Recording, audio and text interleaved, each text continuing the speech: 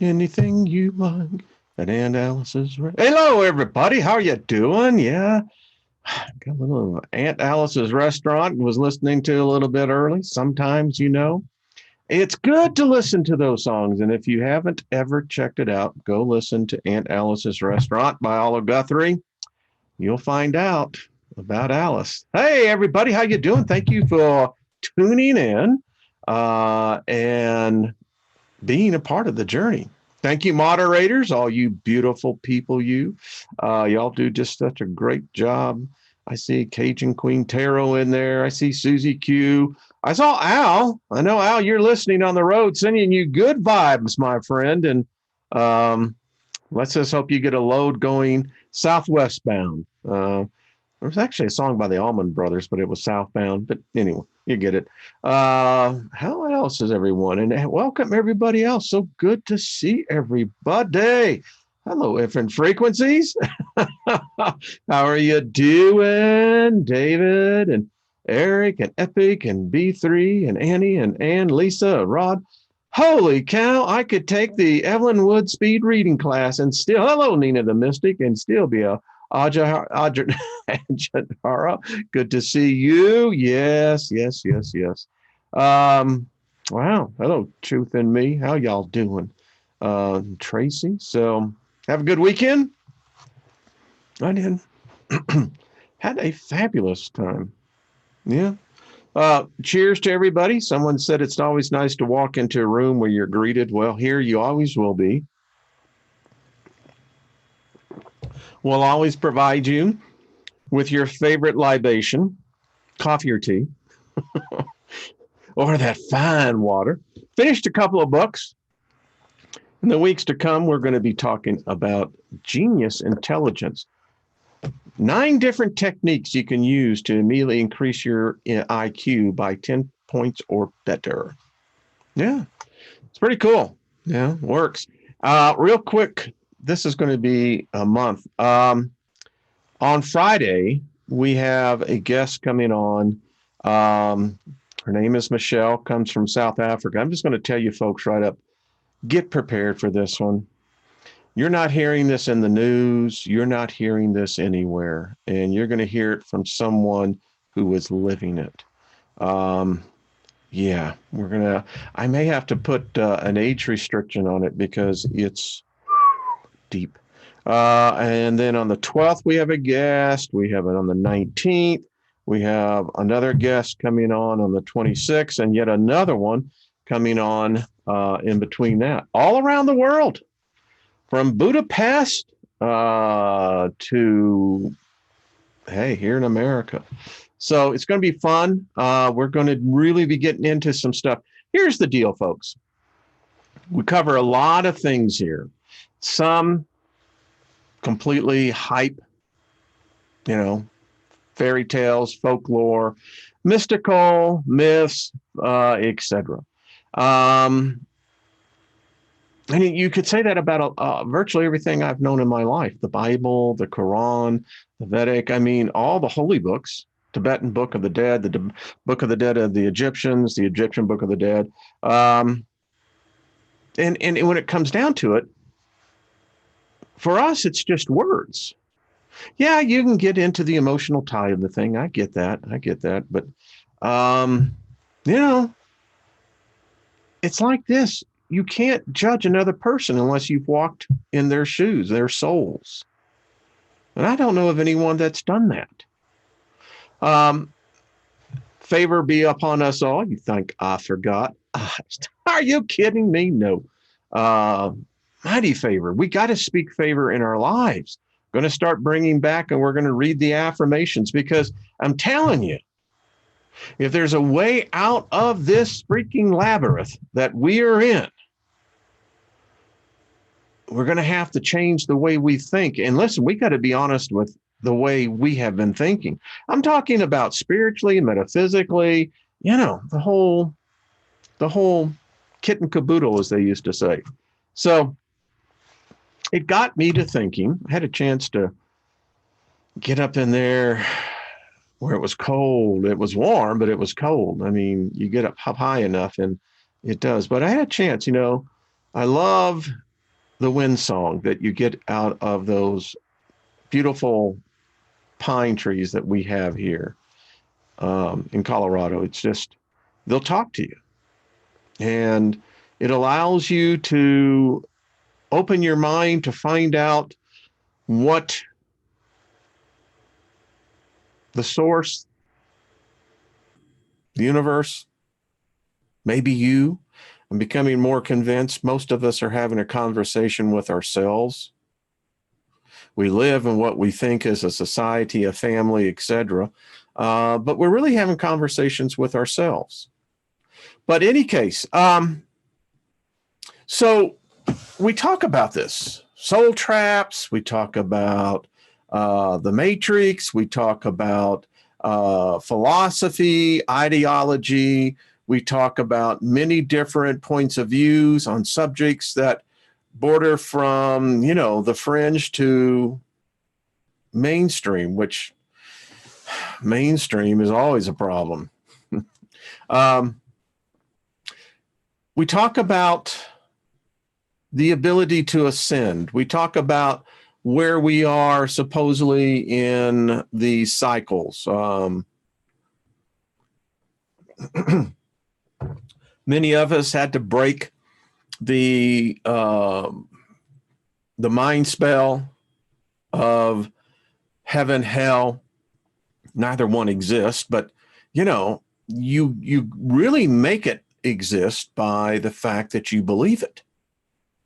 And if you, I'll quote what I knew virtually, because I do have an eidetic memory. As a man believeth, so he is. Nothing is impossible to him who believes. All things are possible to him who believes. I mean, so yeah, there's little,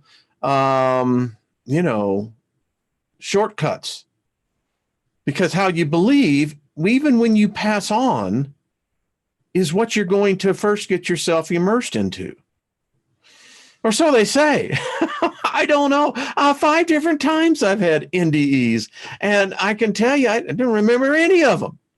I mean, at least I didn't remember in the conscious mind, but I'm sure that in my superconscious of what was my spirit, my soul, however you want to define it, yeah, it was there. Maybe that's what things come back. When you have near-death experiences, and I was in a coma for a number of days, apparently you remember, and sometimes things come back to you in the most interesting way. So, first of all, in the art of war, it says you must know your enemy. If you don't know who your enemy is, then you are at a serious disadvantage. And sadly, it must be admitted that if you consider yourself a human being, an incarnated soul in this corporeal plane, you have an enemy. To be honest with you, you got lots of them. Mostly the ones you can't see are the ones that are setting you up. They set us all up. And so how do we get to know who the enemy is? We get distracted and divided in by what we think from, a mere ideology point of view. What I think God is, then that's what God must be. And if you don't believe the way I do, then there's something wrong with you. And, yeah. I get emails like that all the time, but it's all right. You have to have patience because I myself was there one time. So that's cool. I can dig that. So who is the enemy? And I remember when I lived in Austin, Texas, back in the late 90s, knew Alex Jones when he was still on community access TV. His shows were good, though. I have to say they really were. But in any case, Alex talked about, this new world order. We've heard the Bushes. We've heard the privileged bloodlines talk about it, promote it, push it. It's here. It ain't coming. It's here. And so it dawned on me when I gave myself a little test, I did not pass well. Most people have a contrived idea of what the New World Order is. But I dare say the vast majority have no idea what it's made up of. We're going to be taking a little journey for the next 3+ days. And I can assure you this, ladies and gentlemen, you will be able to get your graduation certificate, your diploma, because you will be probably one of the few that will know this complex madness that we are in, and we're in it. So a couple of things. I have one book that will really, if those of you who collect the books that I present here, this one was written back in the early 60s. What a freaking read so far. I mean, boop. And yeah, you really need to know this bloodline. Rockefeller. Whoa. That's all I'm going to say. And if you want it, email me. My email address is in the description box. Be more than happy to share it with you.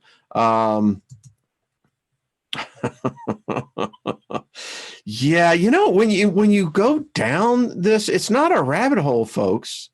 No. They don't care whether you know or not. In fact, the more confused we are, the better they like it. All information has been from a central source. So let's get into this because, folks, it is detailed. It is going to be a mind coitus experience for you. So we start off. No escape. The NWO is G.O.D. It's the real world order. Who rules the world? Not all conspiracies are theories. Not all theories are conspiracies. Critical thinking on the ruling inequality. Get ready, folks, because what we have here is this. We have basically, as it appears now, I mean, I'm not saying that there won't eventually be a route of escape, but as it stands right now, it's, well, you'll see. So to start off, let's set the premise of this presentation. And I contend that there are no human beings, there are no actual human rulers, a lot of administrators, a lot of managers, no human religions, no human gods. I'm going to find out that the gods that the modern world believe in have all been manufactured. They all exude attacks. Think about that. And in essence, mankind has no actual human governments. All governments have been instructions. It is said that these are the controllers. Who knows? What we do know is something either them or like them or something of the essence of what this is basically responsible for every belief that we have today. They've laid it all out. And to show you how quickly our species forgets, remember, July 1954 was a surrender. Just to put it that way to you. It is said that we humans are fools. Whatever might benefit us, we deny it. Whatever surely will destroy us, we crave and wish to have it happen. How many people do we all know who actually believe in the book of Revelation? actually freaking believe in the apocalypse. And those who claim that they don't will always make reference to it. And isn't it odd how many pray for it? They want it to happen. Cuckoo for Cocoa Pops. Who controls the voice inside you? The vast majority of the puppets have no independent voice at all. So we see this. In God, we trust. It's on the American dollar all around the world. People see it. In God, we trust. Do you ever want to know what God really means? Not the God that we thought we were taught. No, this is the God right here. Meet your God.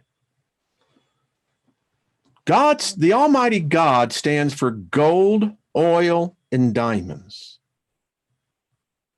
These are three of the bloodlines that, in essence, you could say are gods by all definitions. And we're going to learn about who the Committee of 300 is. But God means gold, oil, and diamonds. You see, but here's the deal. Whether it's an ET, whether it's an off-worlder, whether it's an IT, interterrestrial, they own these clowns.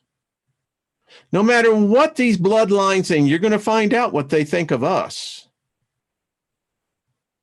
But here's the thing that I've come to the conclusion. Something owns them.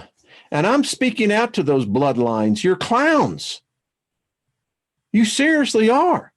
Your perception of what an error is so de minimis in its contextual reality.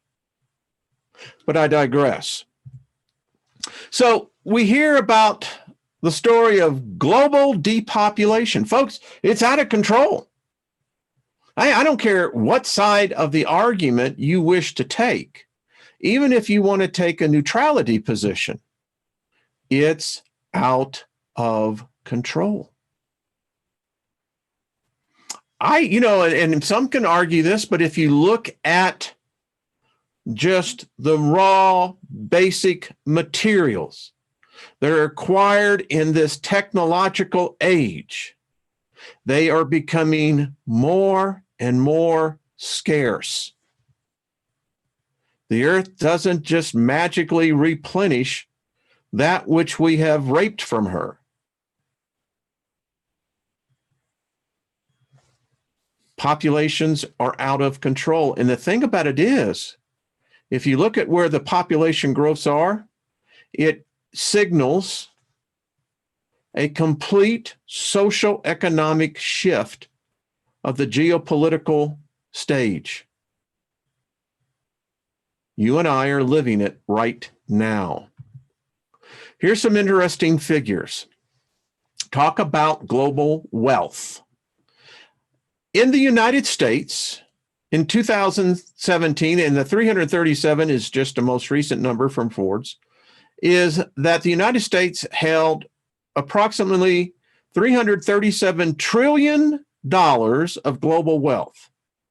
In the United States, and this was in 2007, the new number is over 10,000 new millionaires have been made since 2007. The individual adult in the United States has a basic net worth. If you are a citizen, then the public lands are yours, regardless of what size denomination that may be. It's still yours. Remember, we're a republic, not a democracy. Anyway, and it is projected, the United States, will hold $341 trillion of the global wealth by 2022. We're already there until the other shoe that is going to drop. They're already planning it. All right, so modern democracy as we know it is less than 250 years old. Do you know that modern Christianity is less than 500 years old? Think about that. They think they have a long base religion. They don't. Anyway, for most of the history, except for this brief period, the world has been ruled by powerful elites who wielded power, absolute power over their societies, controlled the wealth and resources of their known world, and dominated their people by force. The New World Order cabal plans to restore this model of totalitarian rule on a global scale. You're going to see. The end game will be a one world government presiding over the earth for the benefit of the global. Now, I have to just say this. Oglanese, these guys are, this is basically the bad ones. So the Oglani, excuse me, and their superclass of I did say that right, functionarities, leaving the mass of humanity as serfs to serve the elite while suffering impoverishment and immersation. The plan includes scientifically engineered global population reduction through the use of viruses, vaccines, genetically modified food, cutting the world's population to less than 1 billion, leaving the Earth's resources for the exclusive use of this global Oglani. Just the few. So what is this global Oglani? Well, the world is run by a vastly powerful and wealthy British, American, European oligarchy of banks, corporations, and dynastic families and institutions which control much of the wealth of the world. This cabal dominates finance, commerce, manipulates national currencies and economies, controls the media of most nations, and commands the earth's resources. It's that last part that always bites me in the ass. Their wealth, power originated in the Middle Ages and expanded over the centuries, and today they reign supreme. This is not any fictional person or made-up person or who we can't identify. No, we know the cast of characters here. Few people are aware of the power and the global influence that these oligarchies, because they dominate the major media. As a result, instead of informing us, the media feeds us a steady diet of entertainment, disinformation, and folks, let me just be honest to the truther community. We love disinformation. We love being told lies. Why? It's because it's something new that we can debate and we can throw it up and we can come at each other. And in the end, it means nothing. To distract us, to misdirect us, so that the Oglani achieves its plan to dominate the globe. We see the world through the lens of the major media. For most people, that means television, books, newspapers, magazine, radio, and the internet plays a major role. But the vast majority of people around the world get their information from television. And if those who own the global media conglomerates and those who run the television networks and cable channels decide to feed us disinformation and lies that serve the agendas of those in control, then instead of being told the truth, we will learn not about the real world, but about the world they wish us to see, the one that will sever the plan, that will serve the plan for global control. Unless we reach beyond the media matrix to find sources that tells us the truth, authoritarian world governments run by this powerful cabal will become a reality, and we will all be parolees in George Orwell's totalitarian world. Now, here's the list. So keep your scorecards, folks. Let's go. You ready? How do they exert control? They do it through interlocking boards of directors, stock ownership, acting through private clubs, societies, and institutions, often in secret, in vastly wealthy, powerful global cabals of dynastic families, banks, and corporations. They rule the world, owning outright or controlling. Let's see where they have their fingers. Most of the central banks, national economies, national currencies, major stock markets, largest private banks, politicians and political parties, corporate mainstream media and much of the alternative media, most influential tax-exempt foundations, most influential think tanks, most major universities and educational institutions, largest environmental organizations, largest holding companies, asset management corporations and hedge funds, largest transnational corporations, largest insurance corporations, largest pharmaceutical corporations, largest energy corporations, major energy resources, including oil and gas, gold, diamond, and essential minerals, and the distribution of the cartels, agricultural land, water and water systems, largest weapon manufacturers, international money laundering networks, international drug trafficking networks. How do they continue to do this? Through the following organizations: the United Nations, NATO, the WTO, World Trade Bank, International Monetary Fund, Council of Foreign Relations, Trilateral Commission, Bilderberg Corporations, the Chatham House Royalty Institute of International Affairs, Center for Strategic and International Studies, Business Roundtable, European Roundtable of Industries, International Chamber of Commerce, World Economic Forum, World Business Council for Sustainable Development, Brookings Institution, Rand Corporation, Heritage Foundation, American Enterprise Institute, Cato Institute, Club of Isles, Pilgrim Society, Club of Rome.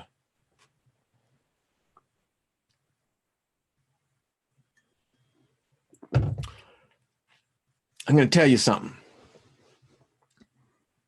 I looked at this list, and there's a number of organizations that I at one time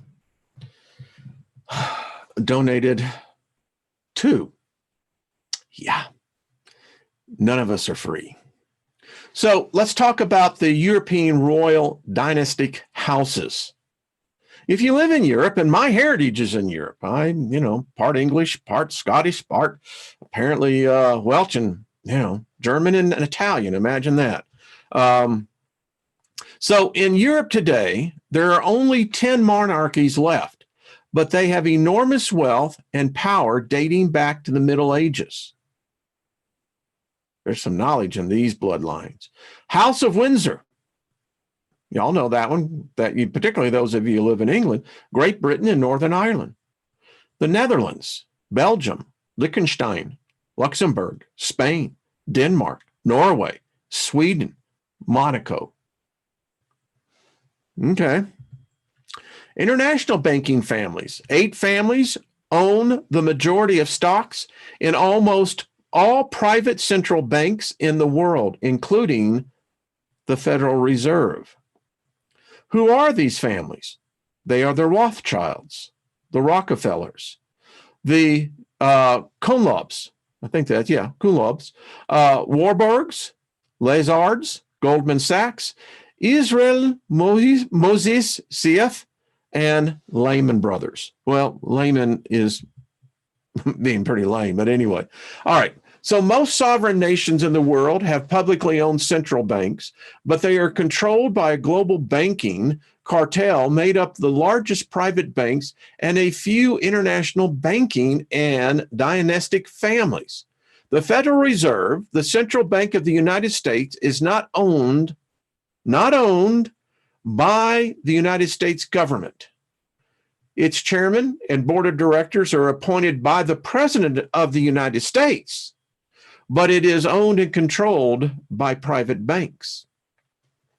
10 private banks listed below own the majority of shares in the Federal Reserve and therefore control it. Have you ever sat on a board? Just because you're a founder and you close your first round of funding, yeah, you find out you want to control the board. Stock ownership is good, but it's the board. All right. So these are the 10 private banks. Rothschild Bank of London, Rothschild Bank of Berlin, the Warburg Bank of Hamburg, Warburg Bank of Amsterdam, Lazard Brothers of Paris, the Israel Moses Safif Bank of Italy, the Con Loeb Bank of New York, Goldman Sachs of New York, J.P. Morgan Chase Bank of New York, Lehman Brothers, but remember, they were too big to be saved. The majority of central banks in the world are state-owned, but are controlled by the international banking cartels. Now, let's continue. The international banking conglomerates. These are the world's 25 largest banks. Now, this is going back.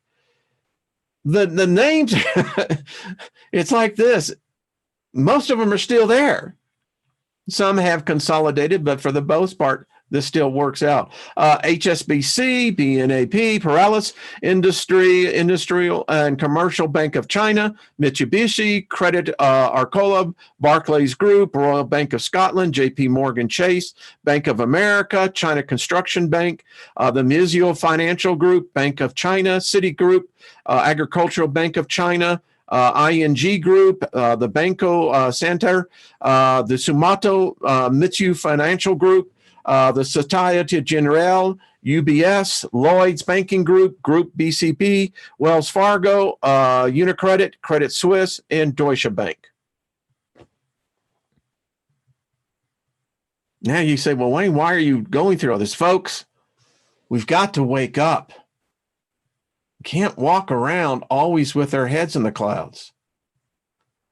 And just because we say that they don't have an effect on us doesn't change anything. We're still in the cage. The traditional transnational corporations, these are the banks and financial institutions that are most powerful corporations. There are more than about 40,000 transnational corporations in the world. More than 50 of the largest 100 economies in the world are corporations.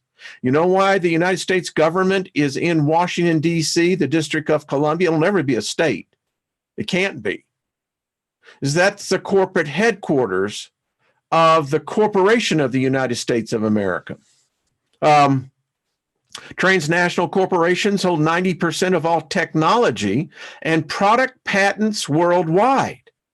Well, folks, if they got 90%, yeah, we're just, you're getting the dredge, Transnational corporations are involved in 70% of world trade. Hundreds of corporations, a large number being banks and financial institutions, own each other's stocks and bonds. They collectively own themselves. Hence, it becomes nearly impossible to trace the roots of ownership and control. It's like, hey, they did it. For their relative obscurity, they wield enormous control over the national and global economies.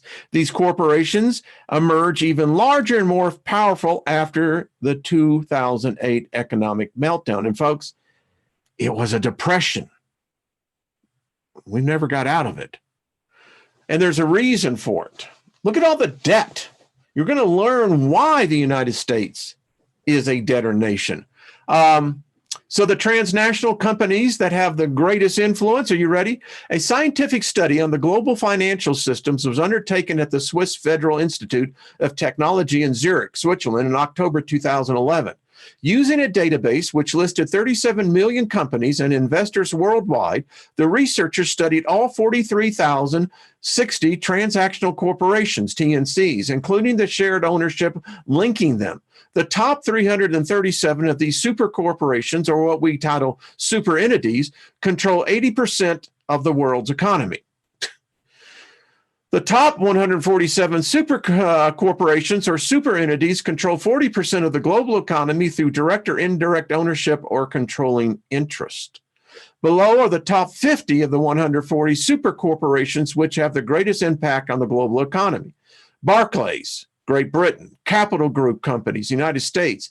Fidelity Management, United States. AXA, Switzerland. State Street Corporation, United States. JP Morgan Chase, U.S. Legal and General Group, PLC, Great Britain. Vanguard, U.S. UBS, Switzerland. Merrill Lynch, United States. Wellington Management, U.S. Deutsche Bank, Germany. Franklin Resources, U.S. Credit Suisse Group, Switzerland. Welton Enterprises, U.S. Bank of New York Mellon Corporation, United States. Nexus, France. Goldman Sachs, U.S. T. Rowe Price, United States. Legg Mason, United States. Morgan Stanley, U.S. Mitsubishi Financial Group, Japan. And Northern Trust Corporation, U.S. And as we continue to look at this list, Bank of America, Societe Generale, Lloyds of London, Great Britain, Invesco, Great Britain, Allianz, Germany, Thales, India, Old Mutual Public, Great Britain, and the list just goes on. And as you look at these lists, Schroders, Great Britain, Dodge and Cox, most you've never even heard. Why? Because most people are not involved in the financial markets. And you just realize that because of that lack of knowledge, you're a pawn. It's just, and it sucks. Lehman Brothers, Standard Life, Sun Life, these are all insurance companies. CNC, Morano Holdings, the Depository Trust Company. The Depository Trust Company, just to let you know, if you want to trade on the OTC, NASDAQ, NYSE, the Depository Trust Corporation is the one that you have to pass. Just a little Massachusetts Mutual, ING, Brains, Unicredit, Deposit Insurance. The list, China Petroleum Group, Capital Group International, Rosana Holdings, Japan, Affiliated Managers Group. If you work for a company and you have a 401k, you're invested in these. The media control, this is just a partial list. The global cabal controls all the major media.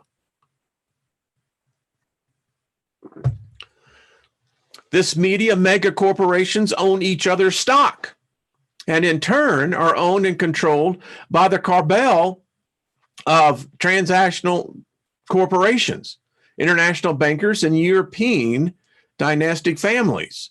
In the United States, 6 global media corporations control 90% of what we see, hear, and read. 90%. It's indoctrination, mind control. They are Comcast, News Corp, Fox News, Wall Street Journal, Time Warner, CNN, Viacom, which is now owned by Disney, ABC, and CBS. The cabals control the major internet search engines and the major internet social media sites. They own Google. They own Facebook. Now, folks, just stop and think. I don't go on Facebook. A lot of people, I still get to think, folks, I just don't go on there. I need to delete my profile, but yeah, I have my own personal reasons, but connect the dots. The cabal controls the major print and broadcast media around the world, including the New York Times, Washington Post, Reuters, Associated Press, the British Broadcasting Corporation, and the Times of London. There is no such thing at this date of the world's history in America as an independent press. You know it, and I know it. There is not one of you who dares to write your honest opinions. If you did, you know beforehand that it would never appear in print. I am paid weekly for keeping my honest opinions out of the paper. I am connected with others of you are paid similar salaries for similar things. And any of you who would be so foolish as to write honest opinions would be out on the streets looking for another job. If I allowed my honest opinions to appear in one issue of my paper, before 24 hours, my occupation would be gone. The business of journalists is to destroy the truth, to lie outright, to pervert, to vilify, to fawn at the feet of Mammon, and to sell his country and his race for his daily bread. You know it, and I know it. And what folly is this toasting an independent press? We are all tools and vassals of rich men behind the scenes. We are jumping jacks. They pull the strings, we dance. Our talents, our possibilities, our lives are all the property of other men. We are intellectual prostitutes. Who wrote this? John Swinton, preeminent New York journalist at the press banquet, 1880. Do you think it's gotten any better since then? If you want a national monopoly, you must control a national socialist government. If you want a worldwide monopoly, you must control the world socialist government. That is what the game is all about. Communism is not a movement of the downtrodden masses, but it is a movement created, manipulated, and used by power-seeking billionaires in order to gain control over the world, first by establishing socialist governments in the various nations, and then consolidating them through a great merger into an all-powerful world socialist superstate. Gary Allen, in his book, None Dare to Call It a Conspiracy. Secrecy and anonymity is integral to the operations of the elite as an absolute ruthlessness, deep deception, and the most sordid spying and blackmail. The elite pits nations against each other and aims at the destruction of religion and other traditional values, create chaos, deliberately spreads poverty and misery, and then usurps power, placing it in stooges in places to run it. Wars, revolutions, and assassinations are part of their tactics to destroy traditional civilization and traditional religions, amass wealth and power, eliminate opponents, and proceed relentlessly towards their avowed goal, generation after generation. They operate through the covert and overt societies of organizations. Mahaja Kamran, 2015. We Americans are the ultimate innocents. We are forever desperate to believe that this time the government is telling us truth. Sidney Schomburg. And if you want to know who Sidney is, go and watch the movie, The Killing Fields. Yeah. I think he was the New York Times reporter that was in Cambodia when the Khmer Rouge came through. During times of universal deceit, telling the truth becomes a revolutionary act. George Orwell. We are ruled, though it may be difficult to imagine, by a small dynastic power structure, largely consisting of powerful banking families, such as the Rothschilds, Rockefellers, and others. They emerge in controlling the financial systems, extend their influence over political systems, the educational system, and through the major foundations have become the dominant social powers of our world, creating think tanks and other institutions which shape and change the course of society and modern human history. That's Andrew Gavin Marshall. So what's the end game of these global cabals? Well, according to Gary Allen in his book, The Rockefeller File, the master planners devised the strategy of a merger, a great merger among nations. But before such a merger can be consummated, the United States becomes just another province in the new world order. There must be at least the semblance of a party among the senior partners of the deal. How does one make the nations of the world more nearly equal? The insiders determined that a two-pronged approach was needed. Use American money and know-how to build up your competitors, while at the same time use every devious strategy you can devise to weaken and impoverish this country. The goal is not to bankrupt the United States. Rather, it is to reduce our productive might and therefore our standard of living to the meager subsistence level of a socialized nations of the world. Folks, don't buy what they're selling in Iowa. We're smarter than this. Just don't buy it. That's all I got to say about that. The plan is not to bring the standard of living in less developed countries up to our level, but to bring ours down to meet theirs coming up. It is your standard of living which must be sacrificed on the altar of the New World Order. Some dilution or leveling off of the sovereignty system as it prevails in the world today must take place to the immediate disadvantage of those nations which now possess the preponderance of power. The establishment of common money would deprive our government of exclusive control over a national money. The United States must be prepared to make sacrifices afterwards in setting up a world political economic order which would level off inequalities of economic opportunity with respect to nations. Jeff Dulles, 1939. These statements, the reason why they're in here is because you can see how far they've advanced.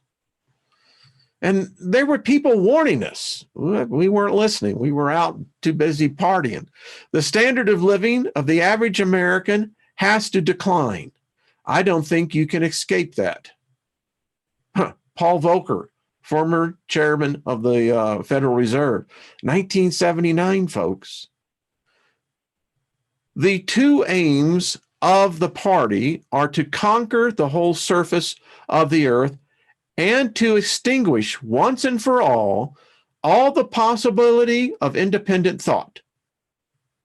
The capitalists owned everything in the world, and everyone else was their slave. They owned all the land, all the houses, all the factories, all the money. If anyone disobeyed them, they could be thrown into prison, or they could take his job away and starve him to death. Yeah, you got it. It's the book 1984. There is a plan for the world. It's a new world order devised by British American families. Remember this.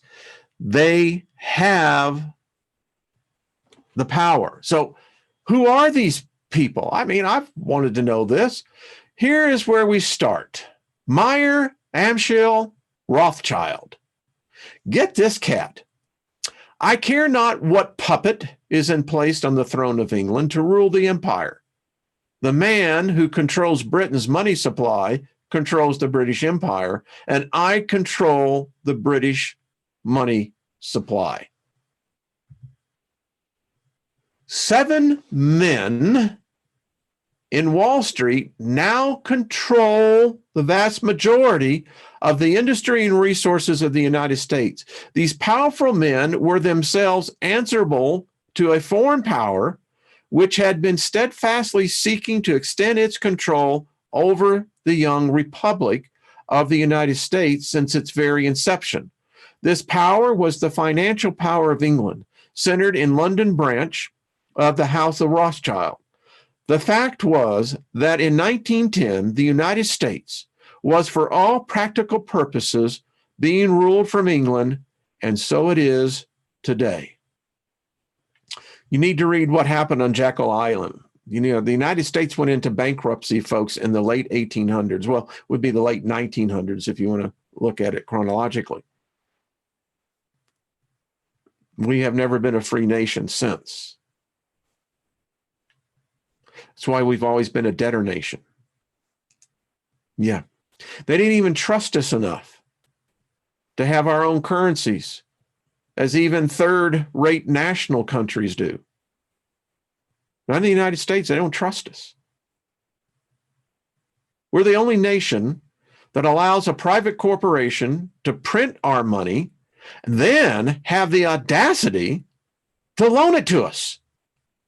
And we're the eminent fools.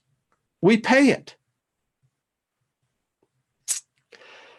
The Seven Men, an article by John Moody in McClure's magazine, August 1911. That's where that came from. In 1810, the Rothschilds began to push for a country for the Jews so that they could create a new brand of Judaism called Reform Judaism, which would establish a new Jewish country, which is now Israel. Only the Rothschilds could do that because to create a worldwide movement cost a lot of money. Eustace Mullins, 2008.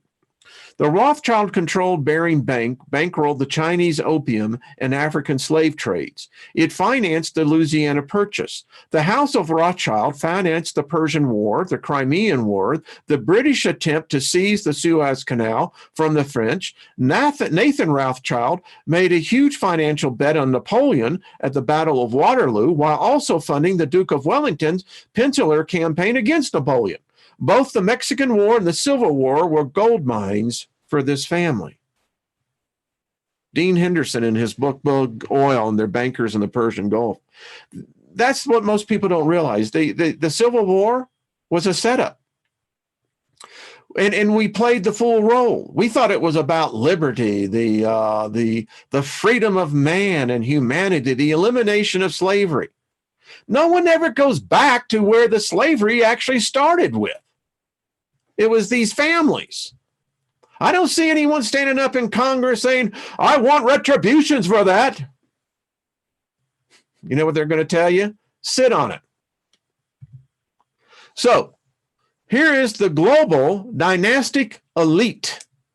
We have the Queen Mother, Queen Elizabeth II, House of Windsor. We have Jacob Rothschild, and we have David Rockefeller. And guess what, folks? Bringing up the rear, we have the Vatican. Now, you have to ask yourself, why the Vatican? Because the Vatican controls all the religions of the world. It's designed that way. Yeah. Hell of a thing to learn that they even set that up. At the center of this cabal is the idea that certain families are, I don't know how you say it, I'll just use my word, they're entitled, they're an arbitrary elite, while the vast majority of given population is condemned to oppression, serfdom, or slavery. Hey, listen, if you're in debt, you're a slave. There's rumors that if certain parties come into control, they're going to bring in debtor prisons. Yeah, isn't that going to be fun? Monetarism and looting.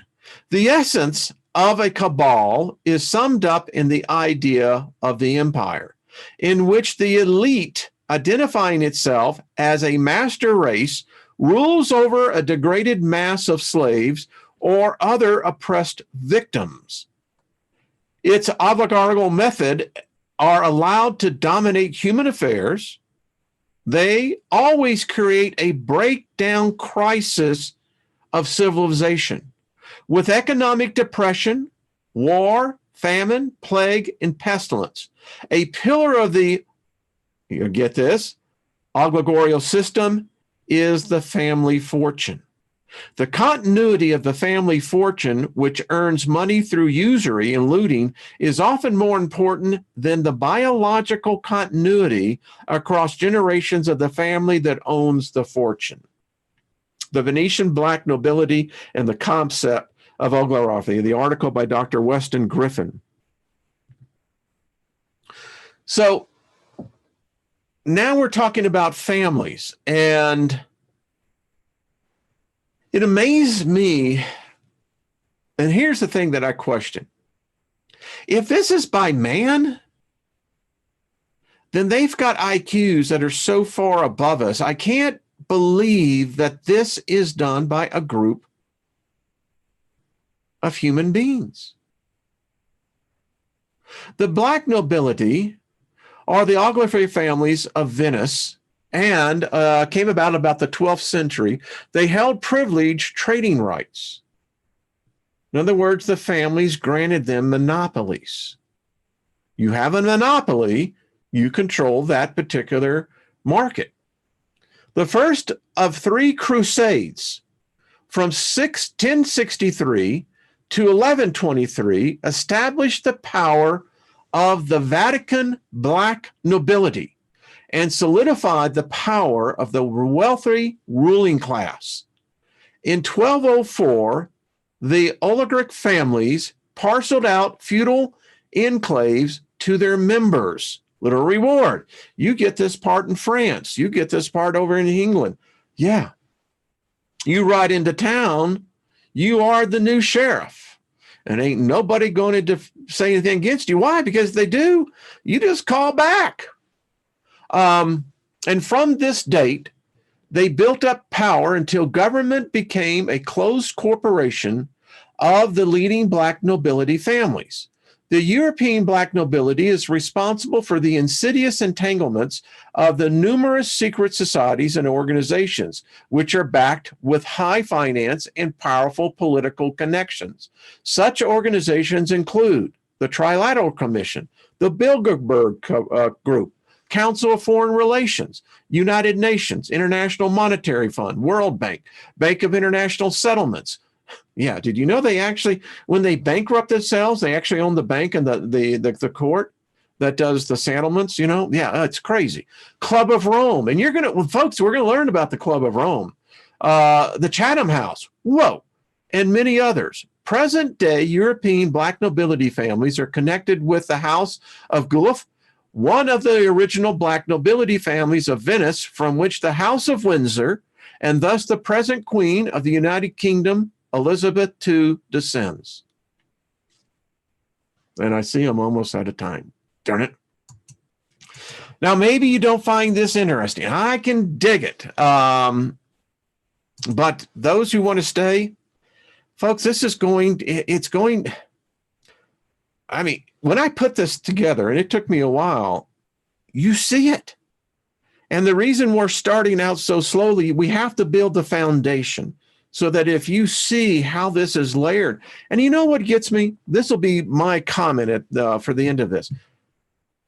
I'm pissed off about what they've done to us. I don't like it. And I don't see how, quite frankly, we can change it. Now, having said that, why are they doing this? You see, it's a cruel place we live here. I know that many of us have such beautiful souls. We aspire to such high creativity, but we also see what's going on in parts of the world, ladies and gentlemen. You're going to find out Friday.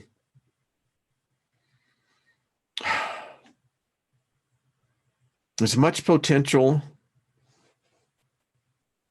I know that we possess. They're not going to let it happen. They're not. And we know so very little. What you're going to find out on Friday is going to make you cry. In fact, I'll just tell you right now, if you're emotionally going through some heavy stuff, don't tune in on Friday. Something's wrong in the world. Something's very seriously wrong. They've been building up for this for a long time. Now, I don't know. That's what I seek in my astral travels. That's what I seek all the time. There is something greater than these families, something greater than these bloodlines that is doing this. There's no other answer for it, folks. As much as humanity wants to live in harmony with one another and strive to live in peace, it's never going to happen. There's no profit in peace. There's no profit in harmony. Only when we're divided, arguing against one another on the most ridiculous of things, thinking that it really has a matter to anything, when we should be thinking amongst ourselves, how, Michael, how, Henry, how, Julianne, how can we get above this? There is something above this. And folks, the frustrating part is I can't find it. I've been talking the last couple of weeks with investigators, do this for a living. One is very well known, trying to get him on. And he flat told me, he said, you are at the point where the rest of us are at. Who? Who's doing this?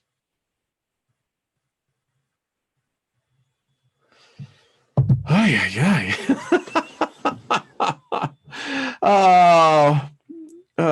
let's see. Someone says we have somehow collectively realized. Chris, I think so. It starts with this. If you believe in the concept of our species having a collective consciousness, yeah, it's a question is, are there antibodies going to come and attack us because we're the virus? And Paul was the walrus. Oh, come on, folks. They get so heavy. You got to laugh. I mean, seriously. I mean, it's okay. And, it's like, all right. So the way I look at it, let me just say this. If I cross over into the astral plane, I want to have a map with me. Because I'm going to say, now these cats back then, this is how this was structured. Is there a direct spiritual connection to all this? And what is that spirit? Define that for me. I think it's above our ability to conceive, to apprehend, to comprehend, to ascertain that which cannot be perceived or seen. I don't know. Maybe if we all got together, and I mean a lot of us, let's fill a football stadium. You know what I'm saying? And let's get a mass consciousness. Let's get a mass transcendental meditation going. Let's fill up a stadium of 100,000 people, and that where we all unite on a singleness of thought, and we begin to get into that movement. Show me where that happens. I'll show you where it happens, but it never happens for the right reason. It's your goddamn football game. It's your goddamn sports. Why? Because the sons of bitches just drive it right off of us. Oh, no, but it's our team. Are you just stupid? No, we won't do that, will we? No, because we're going to argue against each other. Well, you don't do it the right way, and, you got to have at least, No, we can't even get a simple agreement. And they know it. And they use that against us. But I'm telling you, the day will come where the group will arise and accomplish that. And we're going to bust right through that supposed ceiling above us, and we might find some answers if they don't arrest us. Yeah, boy, couldn't we use John Lennon right now? That's what I'm saying. Give peace a chance, Let's get a little instant karma going. That's what I'm talking about. All right, folks, I'll quit the rant. But it's true.